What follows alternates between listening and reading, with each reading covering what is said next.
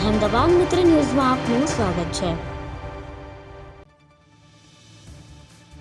વિકાસની રફતાર નેતાઓની વાણીએ તેજ ગતિમાં મતદાર પ્રજા અનુભવી રહી છે, ત્યારે મોરબી નજીકના ગ્રામ નજીકની શાંતિવન સોસાયટીમાં મતદાર પ્રજાની અશાંતિ સ્વરૂપે સમસ્યા એ લોકોના આરોગ્યને જોખમકારક સ્વચ્છતાનો અભાવ કહી રહ્યો હોય તેવા દ્રશ્યો પ્રકાશમાં આવ્યા છે। સ્થાનિક લોકોનું કહેવું છે કે તંત્રને રજૂઆત કરીએ તો પણ નિકાલ આવતો નથી, ત્યારે દુર્ગંધયુક્ત માર્ગો પર ગંદા પાણીના તલાવડાના કારણે સ્થાનિક રહીશોના બાળકો શાળા સ્કૂલે જતી વખતે હાલાકી અનુભવી રહ્યા છે।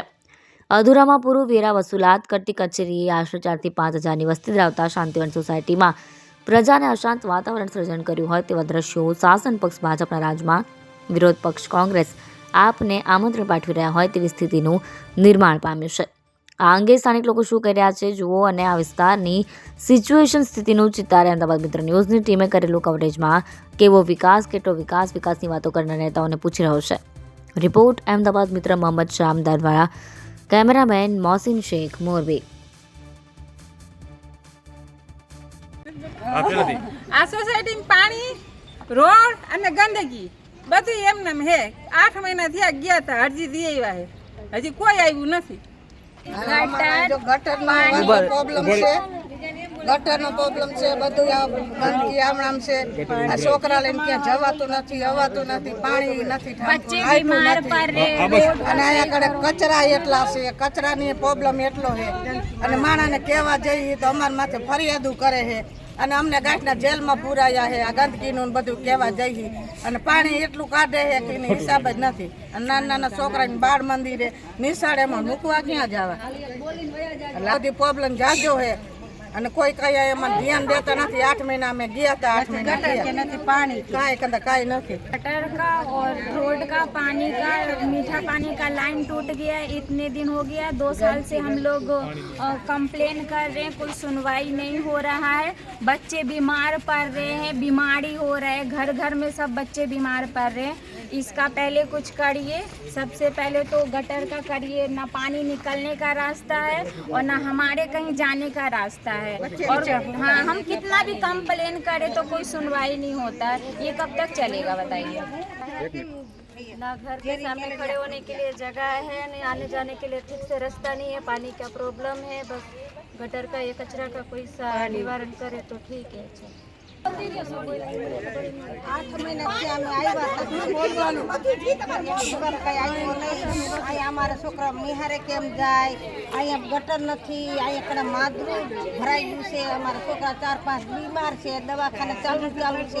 અમે મજૂરી માણસ છે, અમે ક્યાંથી લઈ જઈ પૈસા વગરના? પાણી રોડ અમને કાંઈ નથી અહીંયા કર।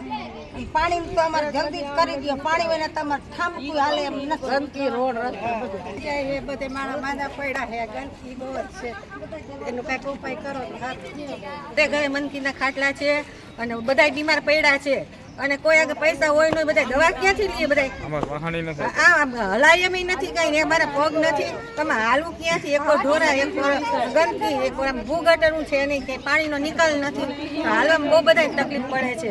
વાહન વાળાને, માણસોને, છોકરાઓ કેટલા બીમાર પડ્યા છે।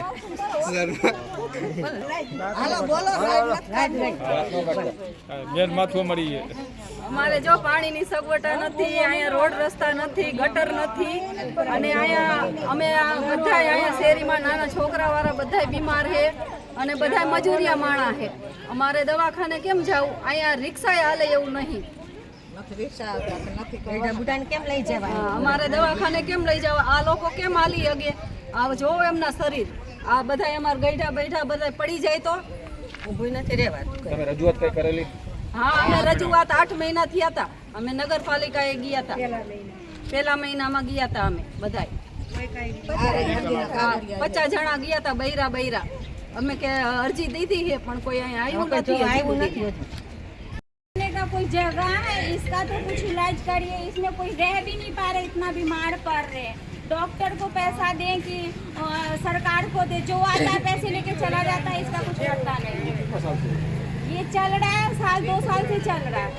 ये घर के आगे बताइए, ये घर है, कहाँ खाना खा के हम निकले और कि कहाँ सोने जाए? मच्छर का आ रहा है और डेंगू हो रहा है, बीमारी फैल रहा है, इसके वजह से ये घर है।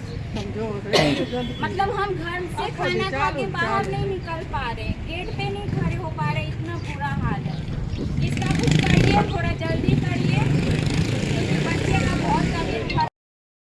અહેમદાબાદ મિત્ર ન્યૂઝની યુટ્યુબ ચેનલને સબસ્ક્રાઇબ કરો અને બેલ આઇકોન જરૂરથી દબાવો જેથી દરેક મહત્ત્વના વિડીયોની નોટિફિકેશન તમને મળતી રહે.